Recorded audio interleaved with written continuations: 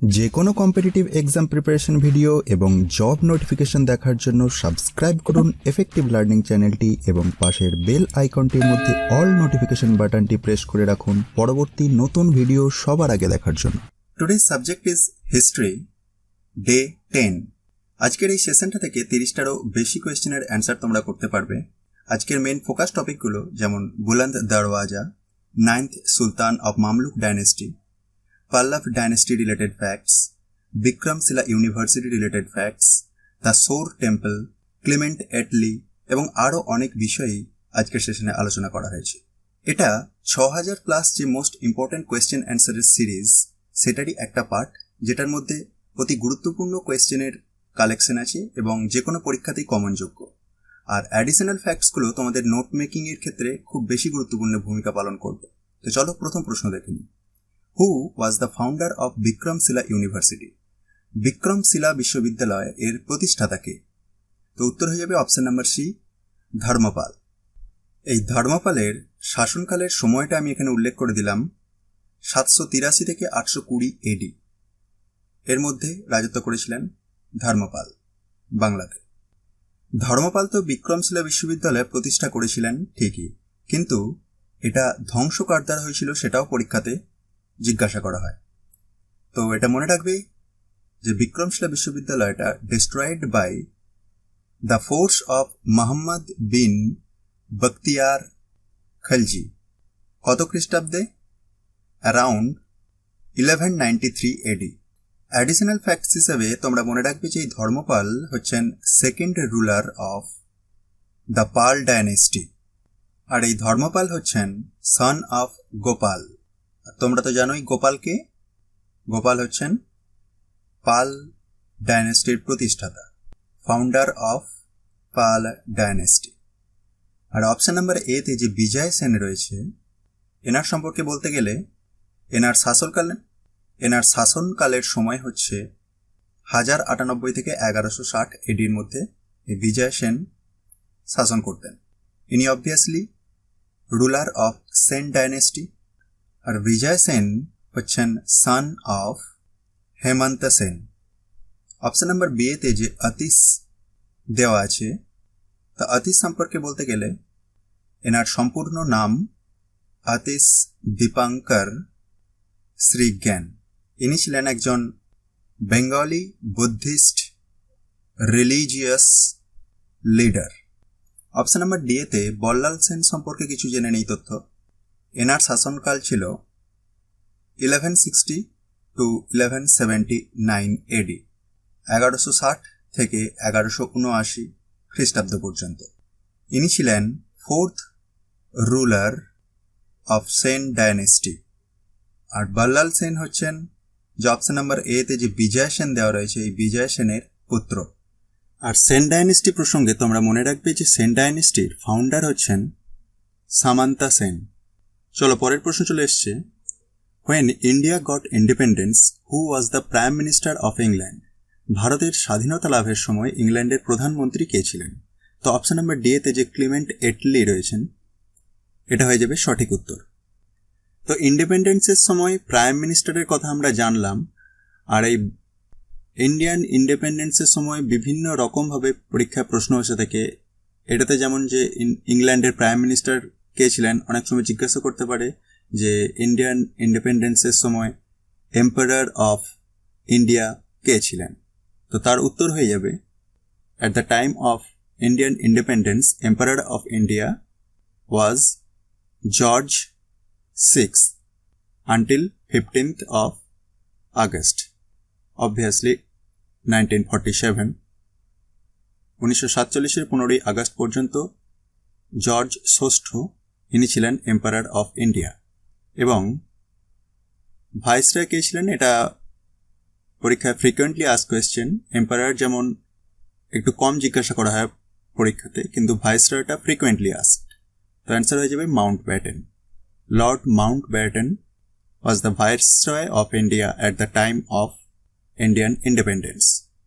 তো option number এতে যে উইলিয়াম বেন্টিঙ্ক রয়েছেন, তো এনার সম্পর্কে এক্সাম পার্সপেক্টিভে কিছু অ্যাডিশনাল ফ্যাক্টস তোমরা মনে রাখবে। এই উইলিয়াম বেন্টিঙ্ক ছিলেন গভর্নর জেনারেল অফ ইন্ডিয়া। কত সাল থেকে কত সাল পর্যন্ত আমি এটা উল্লেখ করে দিচ্ছি, 1828 থেকে 1835। এবং এই উইলিয়াম বেন্টিংকের সময় কিছু ইম্পর্টেন্ট ইভেন্টস তোমাদেরকে এক্সাম পার্সপেক্টিভে মনে রাখতে হবে। যেমন এনার সময়ই বেঙ্গলেতে যে সতী রেগুলেশন অ্যাক্ট পাস হয়েছিল তার সালটাও আমি এখানে উল্লেখ করে দিচ্ছি, 1829-এতে। তোমরা তো জানোই রাজা রামমোহন রায়ের সহায়তায় এই বেঙ্গল সতী রেগুলেশন অ্যাক্ট পাস হয়েছিল উইলিয়াম বেন্টিংকের সময়। আর এনার ভাইসরয় শিপের মধ্যেই ক্যালকাটা মেডিকেল কলেজের প্রতিষ্ঠা হয়েছিল। ক্যালকাটা মেডিকেল কলেজের প্রতিষ্ঠা হয়েছিল 1835-এ। পরীক্ষার জন্য খুব খুব ইম্পর্টেন্ট। আর একটা ইম্পর্টেন্ট ইভেন্ট যেটা উইলিয়াম বেন্টিংকের সময় হয়েছিল, ইংলিশ এডুকেশন অ্যাক্টও পাস হয়েছিল। ইংলিশ এডুকেশন অ্যাক্ট যেটা 1835-তেই পাস হয়েছিল, আমি পাশে ব্র্যাকেটেতে সালটা উল্লেখ করে দিলাম। অপশন নাম্বার বিয়েতে ওয়ারেন হেস্টিংস রয়েছে। তো এই ওয়ারেন হেস্টিংস সম্পর্কে তোমরা মনে রাখবে যে এনার গভর্নর জেনারেলশিপ এর ডিউরেশন ছিল 1774 to 1785। 1774 থেকে 1785 খ্রিস্টাব্দ পর্যন্ত এই ওয়ারেন হেস্টিংস গভর্নর জেনারেল হিসেবে ছিলেন। এবং তার আগে এই পদটারই নাম ছিল গভর্নর অফ বেঙ্গল। তো এই পদেতেও তিনি 1772 থেকে আসীন ছিলেন।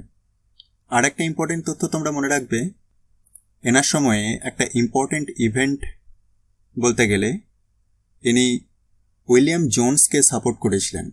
কিসের জন্য? তোমরা জানোই উইলিয়াম জোন্স কিসের প্রতিষ্ঠাতা? Asiatic society. So support William Jones in formation of Asiatic society.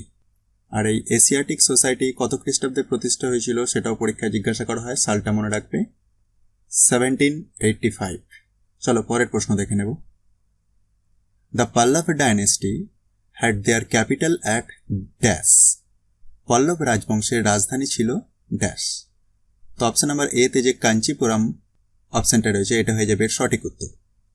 তো এই পল্লব ডাইনেস্টি সম্পর্কে তোমরা মনে রাখবে যে পল্লব ডাইনেস্টির ডিউরেশন ছিল 275 CE to 897 CE। আর এই প্রসঙ্গে মনে রাখবে যে পল্লবরা বিকেম মেজর পাওয়ার কার সময়? ডিউরিং মহেন্দ্র বর্মন 1। ইনি রুল করেছিলেন 571 to 630 CE। এবং আর একজন পাওয়ারফুল শাসক ছিলেন এই পল্লব ডাইনেস্টির, ওনার নামও আমি এখানে উল্লেখ করে দিচ্ছি, নরসিংহা বর্মন 1। এনার রুলিং পিরিয়ড ছিল 630 to 668 CE। আর এই পল্লবাস সম্পর্কে তোমরা আরও মনে রাখবে কিছু ফেমাস আর্কিটেকচারাল অ্যাক্টিভিটিস এই পল্লব ডাইনেস্টির সময়, যেমন দ্য সোর টেম্পল। এই সোর টেম্পলটা পল্লব ডাইনেস্টির সময়তেই তৈরি হয়েছিল এবং কোথায় অবস্থিত সেটা জেনে রাখো, মামাল্লাপুরমে, মামাল্লাপুরম বা মহাবালিপুরম। আর এই সোর টেম্পল এর প্রতিষ্ঠাতা হচ্ছেন বিল্ট বাই নরসিংহা বর্মন 2। নরসিংহা বর্মনের দ্বারা সোর টেম্পল তৈরি হয়েছিল। আর একটা আর্কিটেকচারাল ওয়ার্ক ছিল ফেমাস, সেটা আমি এখানেতে লিখে দিচ্ছি আরও দিয়ে, কৈলাসনাথ টেম্পল। কৈলাসনাথ টেম্পল যেটা কাঞ্চিপুরমের মধ্যেই অবস্থিত, এটাও বিল্ট বাই নরসিংহা বর্মন 2। চলো পরের প্রশ্ন দেখব। Which of the following sultans adopted Persian customs and manners in court? তো অপশন নাম্বার সিতে যে বালবান রয়েছে এটা হয়ে যাবে সঠিক উত্তর। আর গিয়াসউদ্দিন বালবান সম্পর্কে তোমরা মনে রাখবে ইনি হচ্ছেন 9th sultan of Mamluk dynasty. Mamluk ডাইনেস্টির 9ম সুলতান হচ্ছেন গিয়াসউদ্দিন বালবান। আর বালবানের শাসনকাল ছিল 1266 থেকে 1287 খ্রিস্টাব্দ পর্যন্ত। আর এ প্রসঙ্গে কনফিউজড হবে না যে অনেকে স্লেভ ডাইনেস্টি জানে, তাহলে মামলুক ডাইনেস্টিটা কি? যেটাই স্লেভ ডাইনেস্টি সেটাই মামলুক ডাইনেস্টি, বা বাংলাতে যেটাকে বলা হয় দাস বংশ। আর ইনি এই পার্সিয়ান ম্যানার্সের অনুকরণে কোর্টেতে দুটো নতুন প্রথা ইন্ট্রোডিউস করেছিলেন। একটা হচ্ছে সিজদা এবং অপরটা হচ্ছে পাইবশ। তো সিজদা এবং পাইবশ ইন্ট্রোডিউসড বাই গিয়াসউদ্দিন বালবান, যেটা পরীক্ষাতে বারবারই কোয়েশ্চেন আসে। আর সিজদা এবং পাইবশ এই জিনিস দুটো কি অ্যাকচুয়ালি সেটা নিয়েও কনফিউশন আছে। তো আমি এখানেতে পাশে লিখে দিচ্ছি যে সিজদা মানে হচ্ছে reaching out before the sultan on the ground with one's face touching, মানে সুলতানের সামনে নতজানু হয়ে পড়ে মাটিকে স্পর্শ করা। এবং পাইবাস বলতে kissing the foot of the সুলতান, সুলতানের পদ চুম্বন করা, পাইবাস। আচ্ছা, অপশন নাম্বার এ তে যে ইলতুৎমিশ, এনার সম্পর্কে বলতে গেলে তোমরা নিশ্চয়ই জানো এনার শাসনকাল 1211 থেকে 1236 খ্রিস্টাব্দ পর্যন্ত ছিল। আর ইনি ছিলেন third ruler of Mamluk dynasty. তাহলে মামলুক ডাইনেস্টির বা দাস বংশের আমরা তৃতীয় রুলারের কথা জানলাম যে ইলতুৎমিশ, এবং নবম রুলারের কথা আমরা আগেই জেনেছি যেটা হচ্ছে বালবান। অপশন নাম্বার বি তে যে জালালউদ্দিন খিলজি রয়েছে এই সম্পর্কে বলতে গেলে ইনি ছিলেন founder of the Khalji dynasty. Khalji বংশের প্রতিষ্ঠাতা হচ্ছেন জালালউদ্দিন খিলজি। আর এনার শাসনকাল 1290 থেকে 1296 পর্যন্ত, 1290 to 1296। Next option number D তে আলাউদ্দিন খিলজি প্রসঙ্গে কিছু অ্যাডিশনাল ফ্যাক্টস আমরা জেনে নেব। ইনি ছিলেন second ruler of Khilji dynasty এবং ইনি এই খিলজি ডাইনেস্টির মোস্ট পাওয়ারফুল এম্পায়ার ছিলেন। পাশে লিখে দিচ্ছি of the Khilji dynasty. The most powerful empire of the Khilji dynasty যদি জিজ্ঞাসা করে উত্তর হয়ে যাবে আলাউদ্দিন খিলজি। আর যদি প্রতিষ্ঠাতা জিজ্ঞাসা করে founder of the Khilji dynasty হয়ে যাবে জালালউদ্দিন খিলজি। আর আলাউদ্দিন খিলজির শাসনকাল ছিল 1296 থেকে 1316 খ্রিস্টাব্দ পর্যন্ত, 1296 to 1316। চলো পরের প্রশ্ন দেখুন। Buland Darwaza is located in which fort? Buland Darwaza কোন দুর্গে অবস্থিত? তো option number C Fatehpur Sikri will be the correct answer. আর বুলন্দ দরওয়াজা এই প্রসঙ্গে মনে রাখবে যে এটার লিটারাল মিনিং হচ্ছে বুলন্দ দরওয়াজা, এই কথাটার অর্থ ডোর অফ ভিক্টরি। আর এটা তৈরি হয়েছিল সম্রাট আকবরের দ্বারা।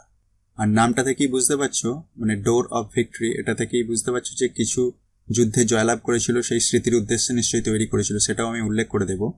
আর সালটা মনে রাখবে যে 1601 খ্রিস্টাব্দে এটা তৈরি করেছিলেন, এবং to commemorate his victory over Gujarat. Gujarat জয়লাভের পরে আকবর 1601 খ্রিস্টাব্দে এই বুলন্দ দরওয়াজাটা তৈরি করেছিলেন। আর এই বুলন্দ দরওয়াজাটাই হচ্ছে মেইন এন্ট্রান্স অফ জামা মসজিদ। ফতেপুর সিক্রির জামা মসজিদের এটাই ছিল main entrance. Option number A তে যে রেড ফোর্ট অফ আগ্রা আছে এ প্রসঙ্গে মনে রাখবে যে এটা তৈরি করেছিলেন সম্রাট আকবর। বুলন্দ দরওয়াজাও সম্রাট আকবর, রেড ফোর্ট অফ আগ্রাও তৈরি করেছিলেন আকবর। এবং কত খ্রিস্টাব্দ? 1565 খ্রিস্টাব্দে। আর এই রেড ফোর্টটা একটা ইউনেস্কো ওয়ার্ল্ড হেরিটেজ সাইটেরও তকমা পেয়েছে। So tagged as UNESCO world heritage site. আমি সালটাও এখানে উল্লেখ করে দিচ্ছি, 1983-তে, 1983-তে এটা ইউনেস্কো ওয়ার্ল্ড হেরিটেজ সাইটের লিস্টে স্থান পেয়েছে।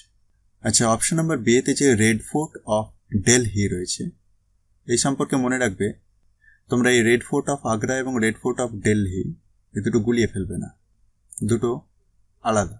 এই রেড ফোর্ট অফ দিল্লিটা তৈরি করেছিলেন Shah Jahan. So build by Shah Jahan. 1639 থেকে 1648 খ্রিস্টাব্দের মধ্যে এটি তৈরি হয়েছিল। আর এই রেড ফোর্ট অফ দিল্লির আর্কিটেক্ট ছিলেন একজন বিখ্যাত ব্যক্তিত্ব, অবশ্যই তোমরা মনে রাখবে, কারণটাও আমি বলছি। তো আর্কিটেক্ট ছিলেন উস্তাদ আহমেদ লাহোরি। উস্তাদ আহমেদ লাহোরি, এটা আমি কেন ফেমাস বললাম তার কারণ হচ্ছে he also construct the Taj Mahal. Okay, এই জন্য তিনি বিখ্যাত। তাজমহল এবং রেড ফোর্ট অফ দিল্লি দুজনেরই আর্কিটেক্ট হচ্ছে ওস্তাদ আহমদ লাহোরি। আচ্ছা, অপশন নাম্বার ডি এতে যে হাওয়া মহল রয়েছে, তা হাওয়া মহল কোথায় তোমরা নিশ্চয়ই জানো, তবু আমি লিখে দিচ্ছি। এটা হচ্ছে রাজস্থানের জয়পুরে, আর এটা তৈরি হয়েছিল 1799 খ্রিস্টাব্দে। এবং কে তৈরি করেছিলেন, কার সময় তৈরি হয়েছিল? Maharaja Pratap Singh. So this is the end of this video. Thank you. ভিডিওটি তোমাদের কাছে কেমন লাগলো কমেন্ট করে জানিও। আর যদি চ্যানেলে নতুন হয়ে থাকো, চ্যানেলটি সাবস্ক্রাইব করো এবং পাশের বেল আইকনটি প্রেস করে রেখো পরবর্তী নতুন ভিডিওর নোটিফিকেশন পাওয়ার জন্য। আর বন্ধুদের মধ্যে শেয়ার করতে ভুলবে না। Good bye, God bless you all.